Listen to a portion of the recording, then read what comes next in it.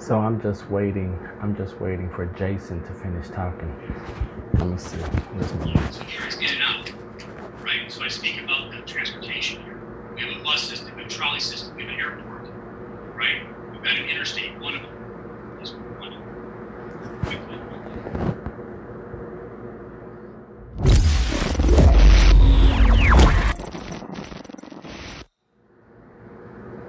So Jason, first of all, thank you for allowing me into your home, right? Thank you for trusting me with your agents. Very big deal.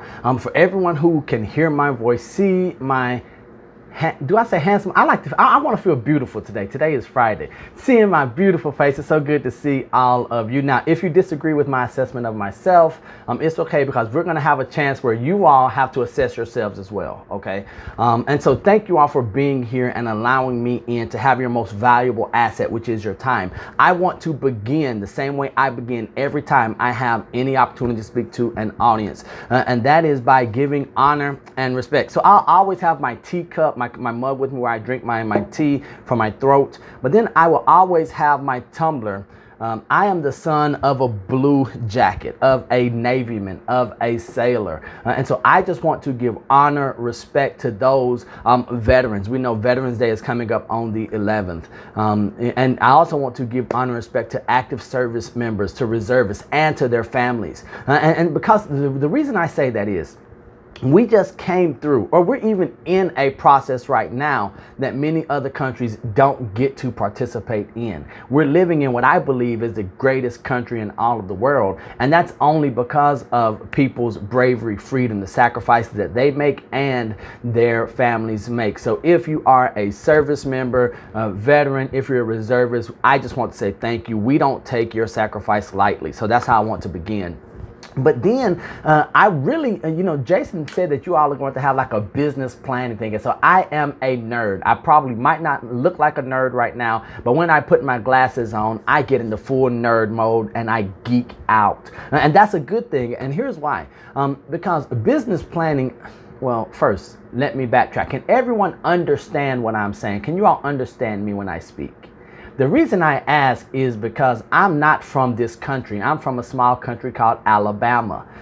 It's third world country. Like, I think we just got, see, okay, there we go. Now you guys loosen up. You saw the bow tie and you're like, okay, this guy's gonna be a stiff. Okay, this guy's kind of egotistical. He has his face on his shirt and his cup. I'm not sure if I'm gonna like this guy. But then I figure you guys like Jason or you tolerate him, so how bad could it be, right? I figure you guys have to have some sense of humor if you're going to see. Now, some of you have laughed too hard at that last one. So you can laugh at me, don't laugh at Jason, okay? Because that's my friend.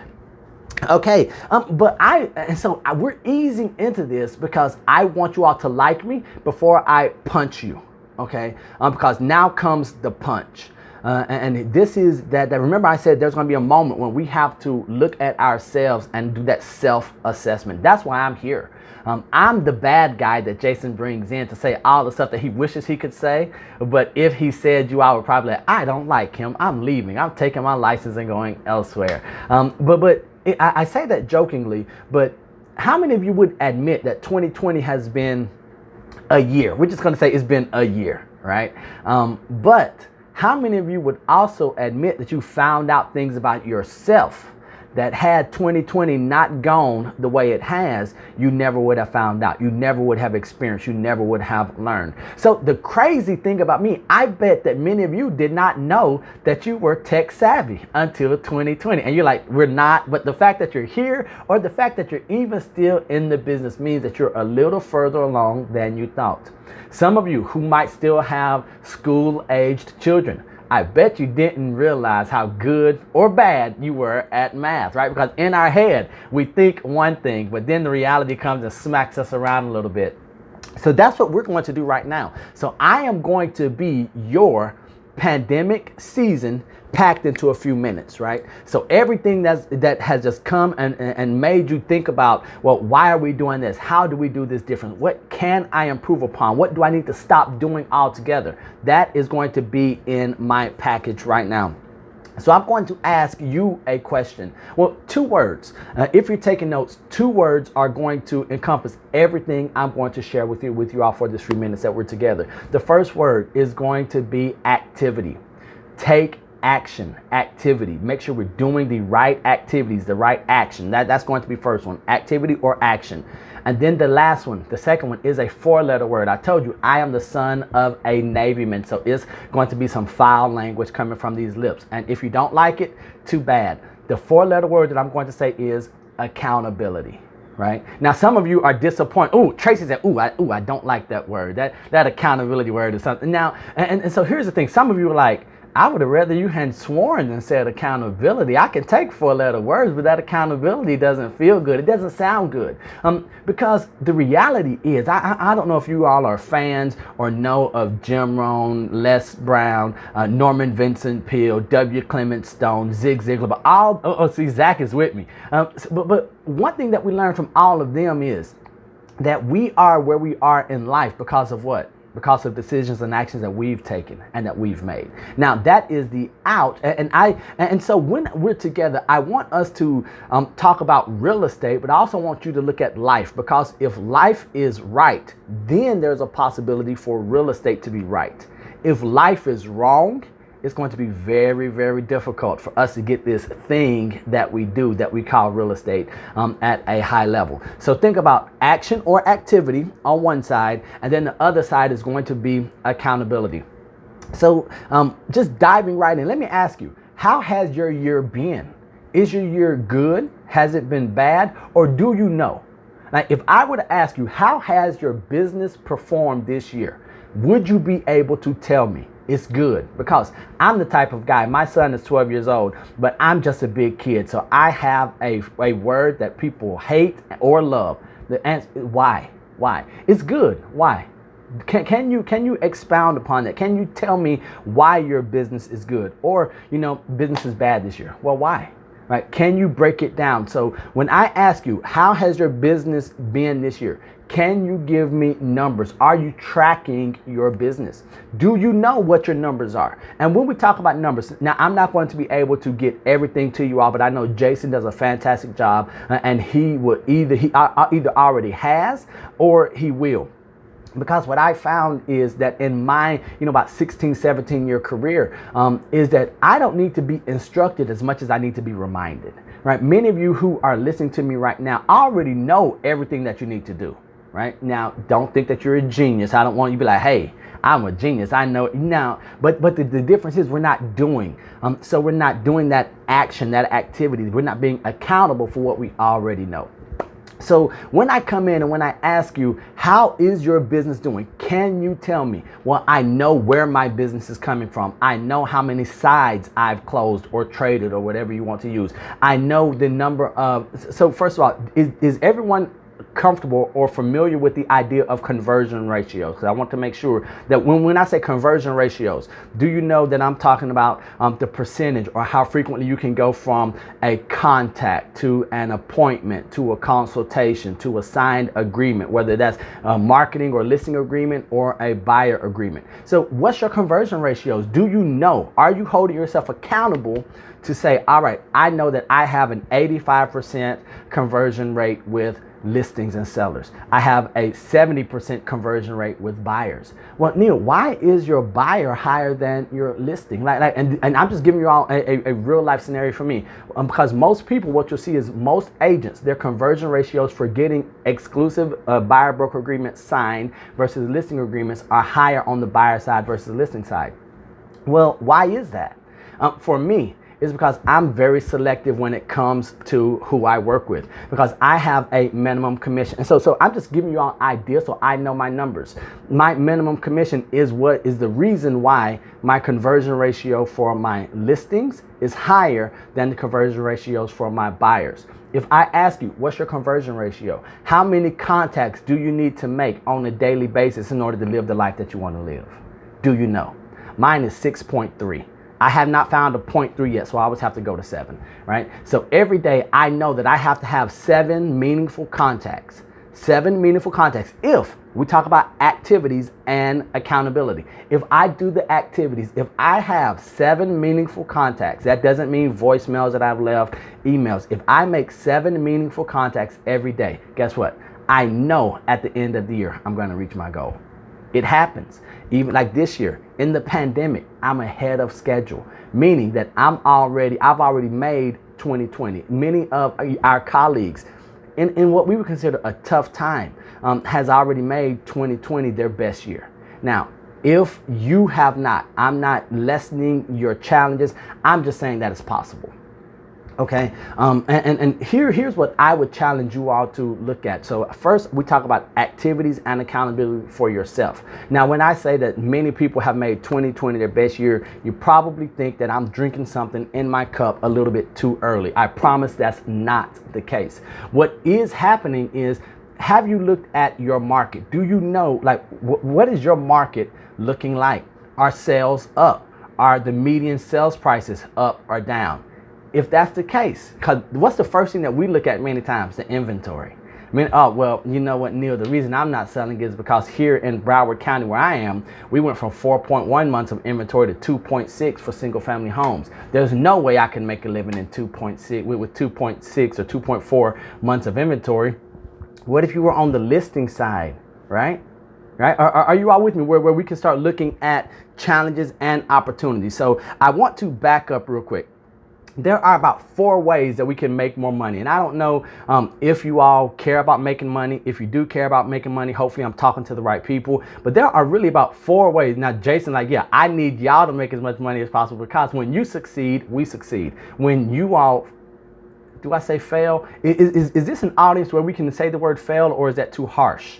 Because, or do I have to say not succeed? Because I want to make sure that everything has to be politically correct. But I'm going to dare to say, since I might not be invited back anyway, if you all succeed, then the brokerage and everyone else succeeds. If you all fail, then everyone else fails. Even if you're an individual, or even if you're not on the team, if the brand is seen as a brand that is failing, guess what?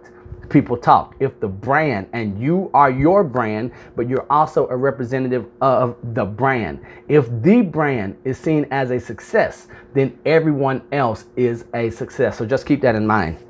So the 4 ways that we can really make more money and I know we're talking about planning for 2021. Let's not give up on 2020 just yet. I know we want to. Just let's not give up on 2020 just yet. If you have been up until about 3 seconds ago, one of those people who says, I can't wait till 2021. If you're the same person going into 2021 that came into 2020, you've wasted 365. All right. And that's scary for me. Right? It's scary that we have people who have already cashed in their chips, pushed away from the table, and said, you know what, I'm just going to sit here on the side until these next 2 months pass. But I promise 2021, I'm going to do everything I need to do. So let's not give up on 2020 just yet. Let's push harder. So the beginning of the year is where we get ahead. Right, is where we pull out. The end of the year is where we get even further ahead and set ourselves up for an amazing 2021. So with that being said, there are 4 ways really that we can make more money, that we can have higher profits in this industry. And this is what I'm going to challenge you all with the activity and the action side, and then holding ourselves accountable to do what we already know, just what I'm reminding you all of. Is that okay? Are you all at least willing to hear what I have to say? You don't have to agree with it. I know that Jason said earlier, these are just ideas. What you implement is up to you. So I'm always saying that what I'm going to share with you has worked for me. It has worked for my coaches and my colleagues who are way smarter, and believe it or not, they are way more handsome than I am. So I know that is possible, right? And so, you know, you can either take this information and put it in your pocket, put it in the bank, or you could put it in the trash. But I do know that it is effective. So the 4 ways, I know you're like, Neil, I wish you would get to the 4 ways. The first one is to sell more units, do more deals. That's the absolute first way to make more money. Well, Neil, duh. Well, can you sell more properties? Can you close more transactions? Can you do more deals? Right? That's the question that I'm asking you, but I need you to ask yourself. Can I close more deals than I've closed so far? Can I do more deals? And I'm going to say 2021. But for us, 2021 starts on November 6th. Why does it start on November 6th? About how long does it take for our fruits to be rewarded, for our efforts to be rewarded? We're looking at sometimes 30, 45 to maybe 70 days. If you have a tough client or a tough transaction, we could go 90 to 120. What we are doing right now, so when I'm talking about 2020, you need to ask yourself, can I sell more units today? Can I close more transactions today? Can I do those right activities? Am I going to hold myself accountable? Now, there is a log of information and activities that must be done. Am I going to prospect? Am I going to time block? Am I going to make sure that I'm learning? But the main question I want to ask yourself, can I close more transactions? If you just cannot, we have to figure out. If you say, I think I can, then we know you will. So that's one way that we're going to be able to make more money. The second one is to sell higher priced properties. Well, Neil, duh, right? And none of this is rocket science. But do you have the capability? Is there a place in your market or a source of business that's higher priced than you are right now?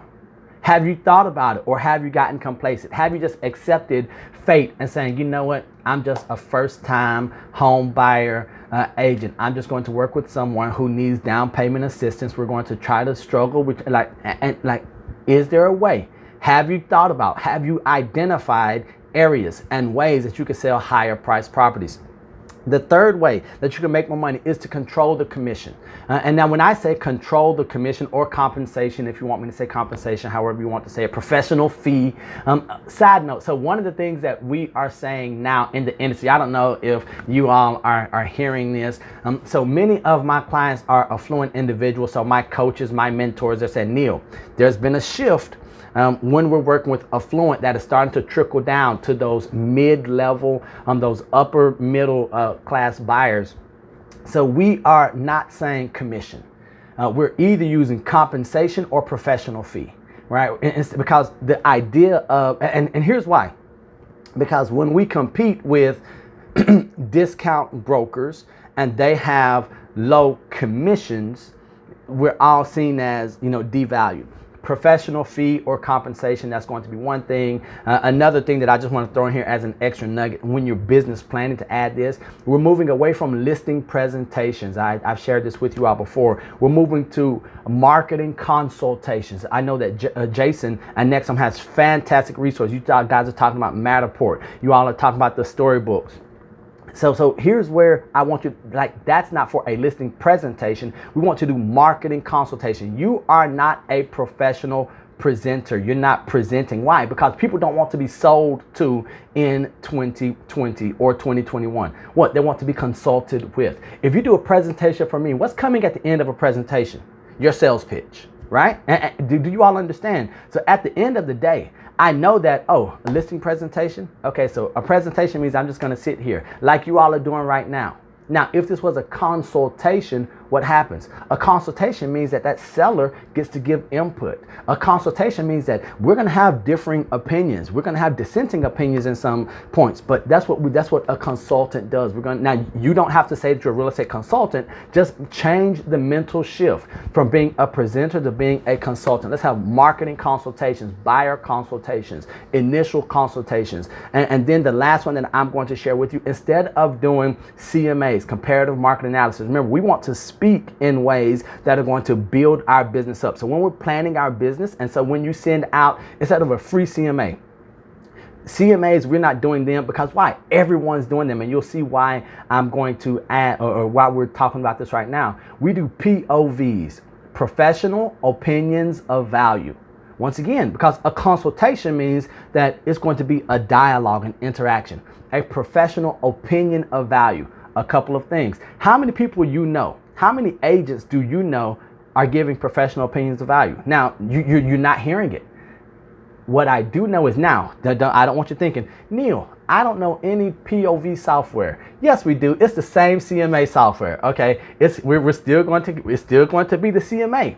But when you hear professional, right? Because think about this. We talk about professional fee. We want to be seen as professionals, right? But then we say things like free CMA. Okay, well, are we supposed to know, is the client, the customer supposed to know what a CMA is? Comparative market analysis. If we're doing that for our home sellers, well, what are they saying? Well, no home compares to mine. I bet Donna's on her marketing consultations with her sellers and they're saying, well, Donna, we appreciate this, but no, there is no comparable property to mine. You don't know. I grouted every one of these lines by hand with a toothpick. right? And so, but what happens when we go from a CMA, which people hear, to a professional? I'm the one doing it. It's an opinion, so you can have your opinion. We can have conversation, and then value. Okay, so value, so little things. One more, and I know I say one more, but there's so much that I want to give you as we're planning our 2021 and right here on this part. Because remember, we're trying to move into higher price points. So we know we want to see, can we sell more properties? But then we're asking, can we sell higher price? How can we sell higher price? So you all already have the tools. You already have what you need to sell. Now I'm going to give you the vernacular, the verbiage to resonate, to speak in terms that people are going to hear. So the way we're going to do that is we're going to ask. So we have professional opinions of value. We're doing marketing consultation, professional fee or compensation. That's what we're going with. Comps are dead. Donna knows, Zach knows. They go into their marketing consultation and they're going to hear, all right, well, now it's time to have, let's go over these comps. And what are we going to say? Well, there's nothing comp. There are no comps. There's nothing comparable. There's nothing comparable. So what we're going to say is relevant. So we don't use comparable. We're using relevant. Relevant sales. Because remember, we're doing professional opinion of value. That's our POV. It's the same CMA, but the difference is when I say relevant. Hold on. Jason, you got Christy's background for me?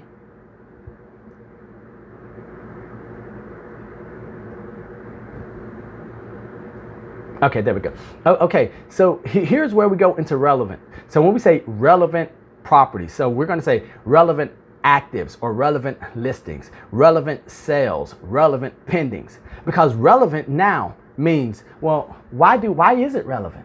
Because Mr. Seller, Miss Seller, we know it's not comparable. But here's why it's relevant. It can be relevant because of square footage. It can be relevant because of how quickly it sold, proximity to the property. It could be relevant because of style. There are ways now, instead of you saying it's comparable, because every seller knows, well, it's not comparable, right? And they'll find reasons to dissent your opinion. But now when we say relevant, when we come through with our professional opinion of value, CMA, and we talk about relevant properties, comps, it's phrased different, and now it opens their ears because our goal is to sell more properties, to sell them at higher prices. Okay, and then controlling the compensation. That's where we were when I started talking about commission versus the compensation or professional fee. So when we talk about controlling the compensation, you all as marketing specialists, professional marketers, listing specialists, marketing specialists, whatever you want to call yourselves, there are ways in the listing agreement, and I'm just going to say this as a blanket, and then if you all have questions, you all can ask Jason to go deeper in this. But when you are the listing specialist, the marketing specialist on a property, there are ways for you to get paid more by doing the same amount of work or even less work. Okay, so that's where we go to controlling the compensation, controlling the commission, the professional fee. And then the fourth way to make more money is to spend less money on irrelevant stuff, right? If you keep more of the income that you make in your pockets, and this comes back to that accountability. Are you holding your dollars accountable in your business? Now, when I say holding your dollars accountable, most people say, well, I need a 1-for-1 return. Why would we do that? Why would I want to exert the energy, the effort, the mental stress, the strain for a 1-to-1 return? If we're doing 1-for-1, guess what we got? 0. We just broke even. So I'm going to ask you to really go through and check your book. See, and I mentioned at the very beginning, where is your business coming from? What are the activities that you're going to hold accountable to actually getting a return? Do you know how much your different lead sources that you're paying for are getting on a return? We know that we get 1 or 2 deals from this one lead source. Is it making sense financially? Are you holding whatever you're doing? And I'm just saying lead source, but any action, are you holding that action or that activity accountable to get at least a 2-to-1 return on any time or money invested? If not, stop it. Okay? Stop it first. So stop and say, okay, am I spinning my wheels? Am I on this treadmill getting in shape but going nowhere, right? Okay, I know that I'm putting all this time in here and I'm worth. Do you know your dollar per hour value? Right? And I know that it's far-fetched and like dollar per hour. Well, I know how much I make on a transaction. What's your dollar per hour value? How many hours are you actually working doing DPAs, dollar producing activities, income producing activities? So when I say IPA, usually I start with the IPA and then my craft beer people get excited, right? I said, how well do you know your IPAs? And they're like, oh, I know all my IPAs. As a matter of fact, today is Friday. I'm going to go have an IPA. No, that's not the IPA. Income producing activity, dollar producing activity. How much are you focusing your time there? Okay, make sure that we're holding ourselves, our money, our activities at least to a minimum of 2-to-1 return. If you can't go back, if you can't measure it, then we can't improve it, okay? So I'm going to ask you all today, go in and start seeing what you're measuring. Go in and say, okay, I spent this much from here. How much am I getting back? And then this is that mirror moment to see how handsome or beautiful you either are or aren't. You say, well, why am I not getting a 2-for-1 return? Is it because I'm not putting out the energy and the effort? Is it because I do it sometimes? I go through, and in Alabama, we have a word now called lollygag. I don't know if you all are familiar with lollygag. You guys are like, what language is he speaking? This is Alabamese that I'm speaking. So lollygag, when it comes to certain activities, are you just meandering? Are you like, okay, prospecting, I'll prospect for an hour, but then your prospecting is really about 9 minutes of that hour, right? So looking at what is getting a return and then what isn't, and then why are you getting that 2-for-1 return, or why aren't you? No one, and here's where we have to be adults and we have to be business owners and entrepreneurs and accountable and use that 4-letter word. No one knows the truth but you. I don't care how much you tell Jason, I don't care how much you tell your team leader or your colleague or your partner. Nobody knows if you're doing what you need to do besides you. Because what I know is I'm a great salesperson. Guess what? I can sell myself on all the excuses why I don't do things, right? And if you all are here, guess what I know? You all are great salespeople. If you ever question your sales ability, think about the last time you sold yourself out of doing something that you know you needed to do. That should motivate you and be like, hey, I know what I can do in 2021 because I sold myself on this. And there's no reason why I should have bought that action or that activity or those lies, right? So that's what I would ask you to do. Take action today in order to get out to a great 2021. Now, let me ask you all this, and this is where I want you to write down or take notes. Where did your business come from this year? Where did your business come from this year? Before we start thinking about a great 2021, where did your business come from in 2020? Are they referrals? Are they repeat clients? Is it from first-time buyer classes or seminars that you've done? If you don't know where your business, if I ask that question, and if you don't know exactly, now, even some of us who know, I'm married. Let me tell you what I found out as a husband and as a father. Some of the things I thought I knew, well, my wife's right next to me. Some of the things I thought I knew, I really don't know, according to her, right? So sometimes we might think we know where our business comes from until we get in and we start looking. And then we say, you know what? I thought that I was a heavy first-time buyer seminar. That was where my clients were coming in. Well, no, all of my business is coming from 3 people who referred me clients. Maybe I need to stop or decrease or move my focus from here over to here. You all with me? So those are some of the things. And those are the tough choices. Some of us have babies in our business right now. There are things that we absolutely love that we have birthed.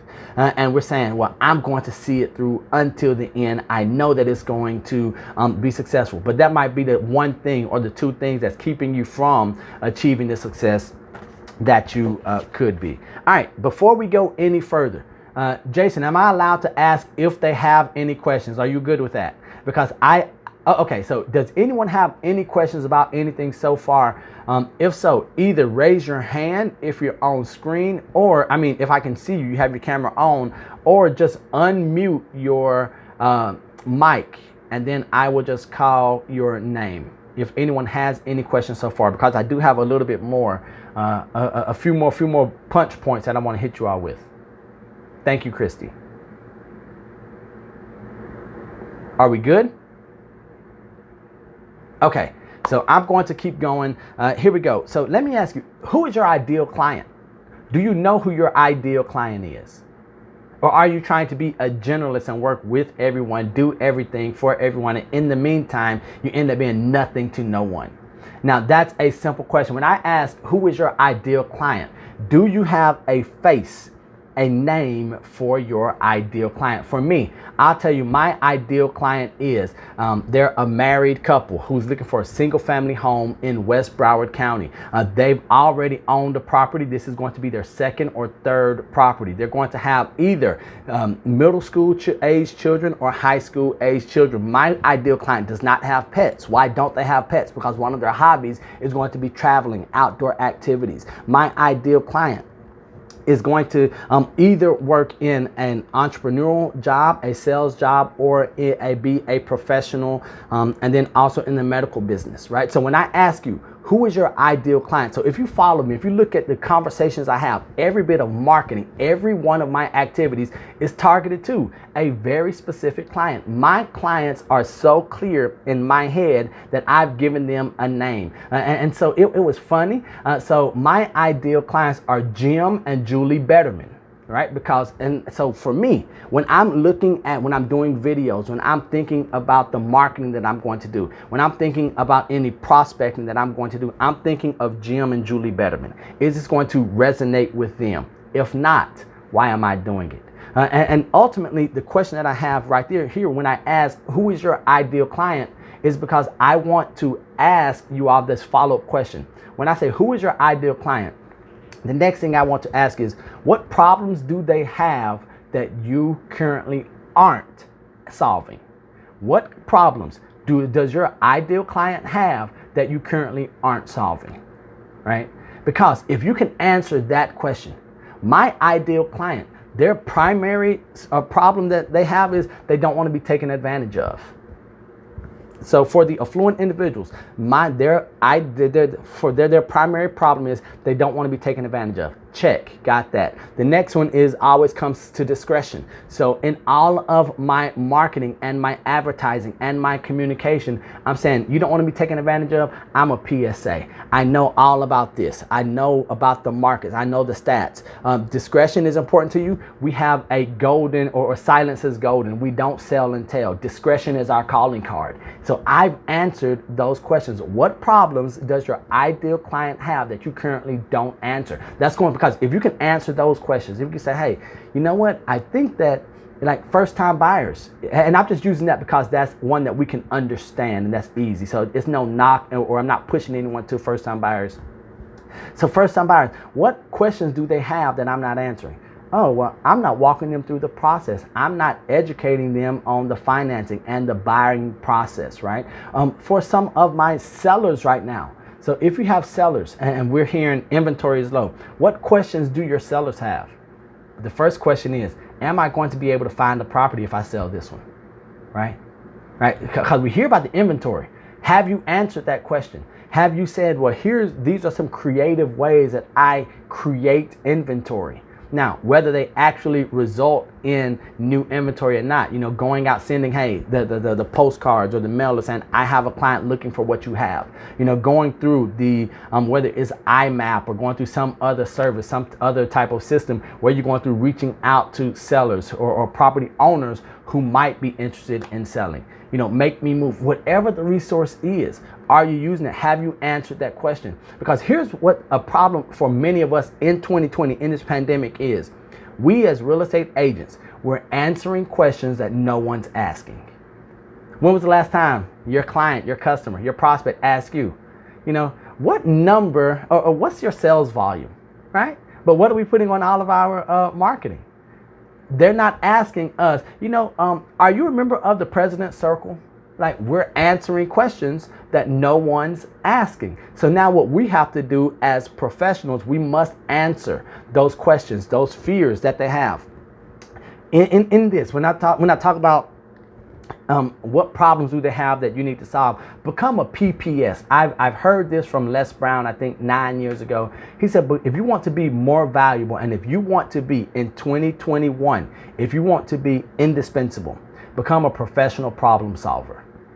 What's going to be your competitive advantage? So, I have in here, what's your competitive advantage? Why should I hire you? Why should I hire Jerry, Myrna, Victor, Laura, Patrice? Why should I hire you? I'm going to hurt your feelings right now, but it can't be because you're honest, because you have integrity, because you know market stats. Like, why should I hire you? What's your competitive advantage? My competitive advantage is that I'm a professional problem solver. Right? And so no matter the market, no matter the individual, and so I come in part of my marketing consultation and my buyer consultation, I'm coming in and I'm saying, hey, I can't make a claim to you according to code of ethics. I can't tell you that my services are better than anyone else's. What I can tell you is that I'm a professional problem solver, and whatever your problem is, that we will get it solved together. Right? We don't speak like that. People don't, like, as agents, we say, hey, I'm going to help you sell. I'm going to help you get as much money as quickly as possible in the time frame that works for you. On the buy side, I'm going to help you purchase your property. I'm going to help you get it for as much home for as little as possible. Guess what? We're hearing the same thing from everyone. When was the last time you heard professional fee, compensation, POV, relevant? When have you heard that, I'm going to be a professional problem solver? People ask me, what do I do for a living? I tell them I'm a janitor. A janitor? It doesn't look like you're a janitor. Well, I go around cleaning up other people's messes. Well, what do you mean by that? Well, I'm a professional problem solver. When people bring me their problems and I solve them. When we start having a shift, especially coming out of 2020, going into 2021, we've always joked about being therapists, right? We've always joked about being psychologists, psychiatrists. In 2020, did we really find ourselves with some people on the couches when they're sitting here saying, hey, you know what? I'm going through a lot of stuff right now. I have a lot of stuff afraid. So that was my competitive advantage, because for 5 years, for the past 18 months that I've been with clients or I've been with prospects in the system, I've told them what? I'm a professional problem solver. Because once you become a professional problem solver, you're not just seen as a real estate agent or as a real estate professional or a realtor. You're coming in and someone saying, you know what, let me take this problem to Janie over here. She's going to get it taken care of. I know she is. Boom, boom, boom. Joe is going to get this problem. And then that's when our goal is never to be a realtor. Because how many of us have been on the losing side of, well, my friend is a realtor? Like, has anyone, is it just me? So check this out. My younger brother, he sold a property. He sold his house. He was like, well, Junior, because, I'm a junior. He says, Junior, well, my friend is a realtor. And so I was like, ooh, you scoundrel. And so what I decided to do was I never wanted to lose to the friend who's a realtor. So then I said, well, how can I not lose to the friend who's a realtor? What if I became the friend that was the realtor, right? Is friendship in any of your business plans, right? If not, put friendship into your business plan for 2021, right? Okay, make more friends. If you made more friends, you would make more sales. If you made more friends with more affluent individuals, guess what? We will make more higher price sales. So my competitive advantage is I'm a professional problem solver for my affluent friends. Do you all see how this ties in? And it's not just about the sales. It's not just about real estate. One of my friends is a flipper, and and we're talking of like the luxury foreclosures. And he flips properties. He's an agent, but I'm his agent. It makes no sense. But I'm his friend who solves his problems, and then he comes out better for it. So I'm going to ask you to make more friends and make more friends in a higher price point. Now, when I say that, I am not, discouraging you from having our friends, the ones that we started from the bottom with, like Drake, right? Okay, that's okay. We can have those.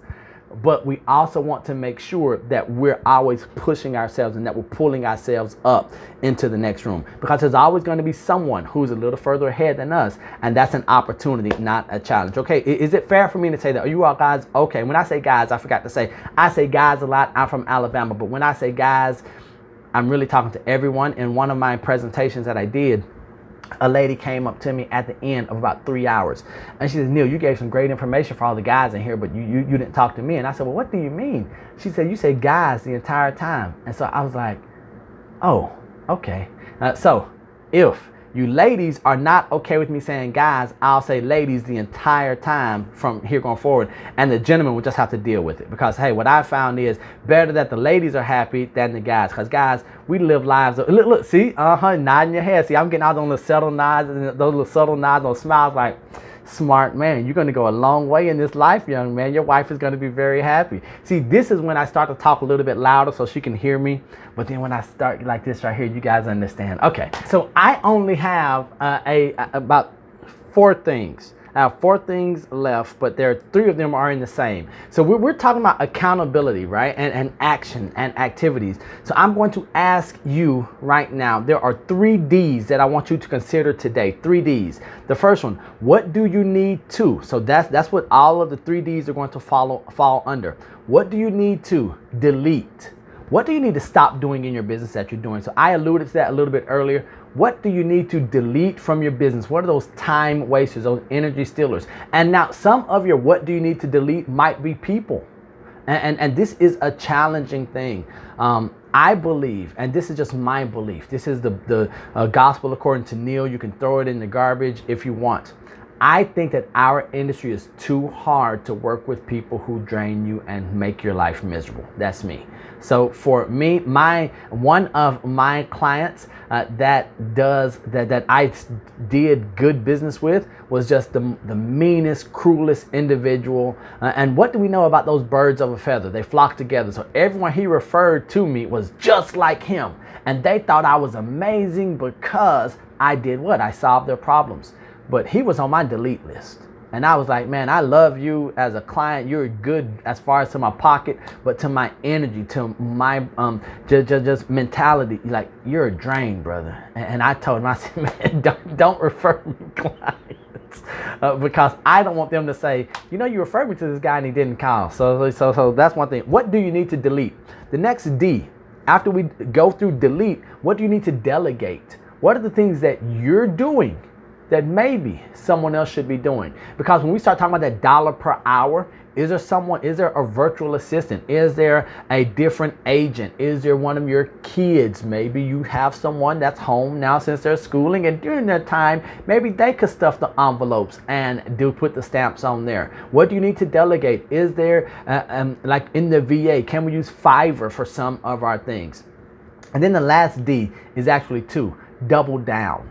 What do you need to double down on? What? And when we talk about double down, those are those IPAs and DPAs, income producing activities, dollar producing activities. The majority of your time, the rest of this year and all of 2021 should be doubling down on that 20%. That 20, we know the Pareto principle, 80-20. What's your 20%? Whatever you find is your 20%. That's what I dare you to double down. So I guess I could double dare. I don't know if you all remember the show Double Dare on Nickelodeon.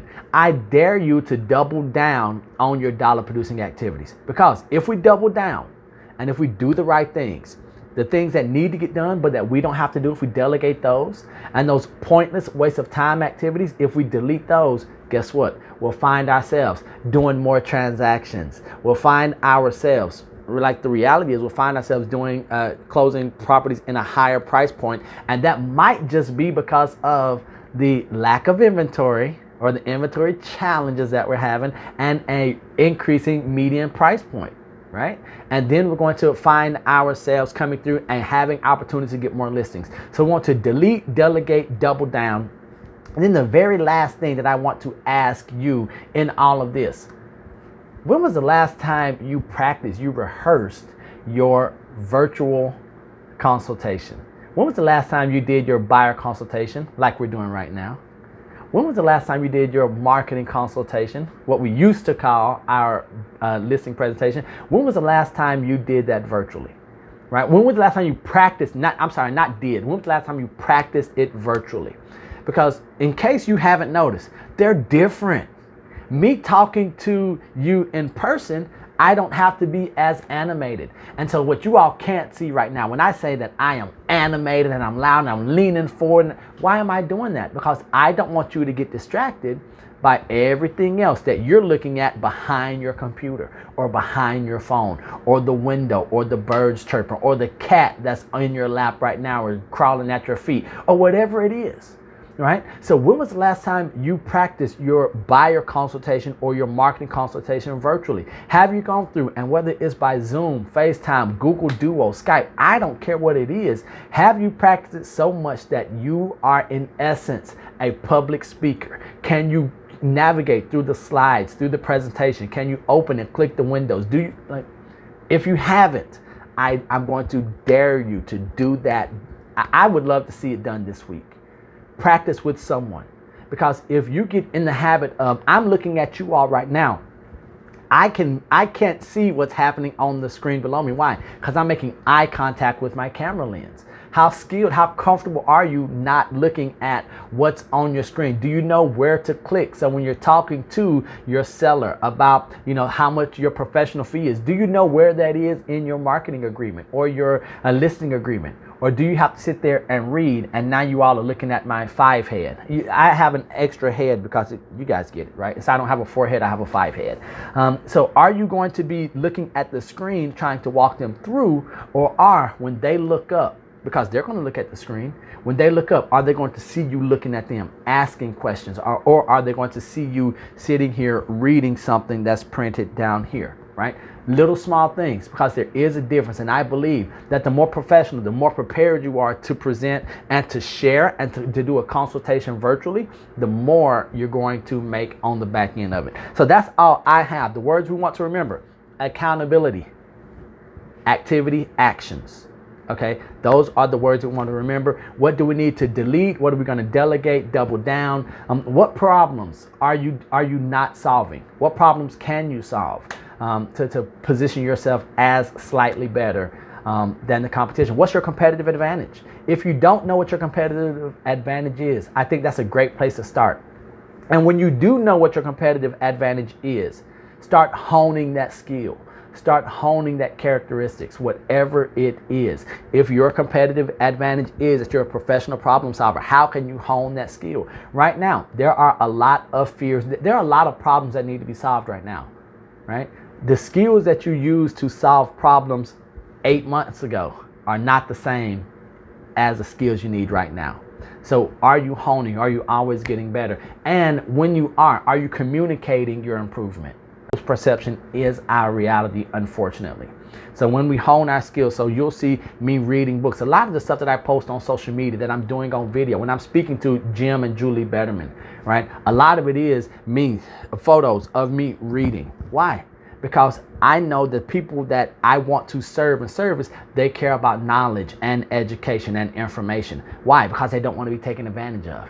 Everything that we're doing, we're asking that question: why does my ideal client care about what I'm doing? Why does my ideal client care about what I'm posting? Why would they care about what I'm learning? Right? What problem is this going to help? What problem of theirs is this going to help me solve? All right, so that's what I've got for you. I apologize, Jason. I think I took my time and Christy's time, so I apologize for that.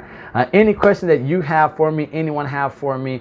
Well, before we get there, I do want to end. So I say I start everything the exact same way. I end everything the exact same way, because Jason might just cut me off and my screen might go black before I have a chance to say it. First of all, I know Christy mentioned being grateful, showing gratitude. Man, you all have an amazing broker, right? And I'm not just talking about business sense. I'm just talking about like just a good dude. Just a good, well, he might be too old to be a dude, so we're going to say guy, right? Just a good guy. And I don't know if you all know this. It's hard to find good leaders and good people. And I think that that's a testament to you all to be with a good person, to be with a good people. So you all should be grateful for that. But then I just want to tell you, I don't know when the last time you heard this, but I just want to remind you that everyone has stuff, right? And in this season we're in right now, especially in the past week, people are trying to make your stuff look worse than mine and my stuff look worse than yours. We all have stuff. And I don't know what your stuff is, just like you don't know what mine is, but we know, even though we don't admit it, we know that everyone has stuff. So I just want to say from Neil to you, one-to-one, as I look at you, that I love you. I love you even with the stuff that you have, even with the stuff that you've tried to forget about but keeps ringing up here. I just want to say I love you. I think that you're amazing, that your presence here, not only on this Zoom, but even on this spinning globe, on the spinning orb that we call Earth, like, you're valuable. Right? And I know that like some of you have heard I love you 17 times today already. Some of you haven't heard I love you in months or maybe even years. So I just want to say I love you. And then I'm going to leave you with a challenge. I'm going to challenge you to tell someone that you love and care about that you love and care about them today. All right, would you all do that for me? I'm going to challenge you to tell someone that you love and care about that you love and care about them today. And I don't want you to say, well, they know it already. I don't have to tell them. I don't. Now, here's where some maturity is going to be required. And everything we talked about, being accountable and activities and action and double down, delete, delegate, all right, all that. Here's what I want you to know. One of the greatest signs of maturity is going to be how willing we are to take, we say criticism, but that's a harsh word, right? Criticism and accountability go in that same pot. We're going to say critique. If you say, hey, honey, hey, son, daughter, I love you. If they look at you and if their response is, what did you do wrong? Or if they look at you like, what do you need from me? What do you want from me? If that's it, now do not. I said do not, and those 5 letters are in caps. Do not say, well, never mind, if I take my love back, I'm not going to show you. That's not what all that means is that we haven't done a good enough job showing our love and our appreciation consistently. Okay, so that for us as people of excellence in this Zoom and in this meeting, if the feedback that we get is, well, why? What did I do? What's special about today? All that means is that maybe tomorrow we say the same thing.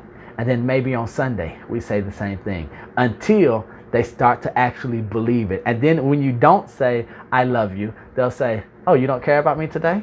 Be like, no, today's Tuesday. All that care about stuff is from Wednesday to Monday, right? So little things there, but I just want to let you know that you're valuable, that I love you. If I can ever do anything for you all, I am a phone call, email, text message, smoke signal, or homing pigeon away. I am easy to find. Jason, anything you have for me, sir? First of all, Jason, thank you so much again for this opportunity. I am always grateful when I get invited into people's homes. My last, I'm like Jim Rohn. Jim Rohn would always say, now this is my last. My last is this.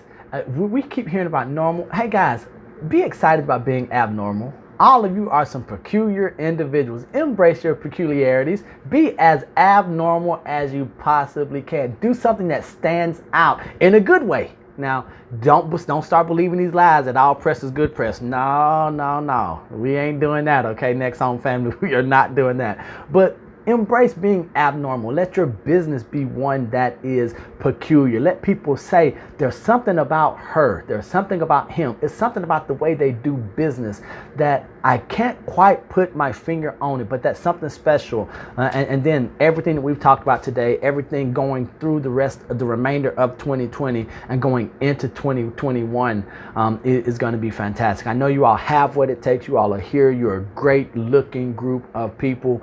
And that says a lot, right?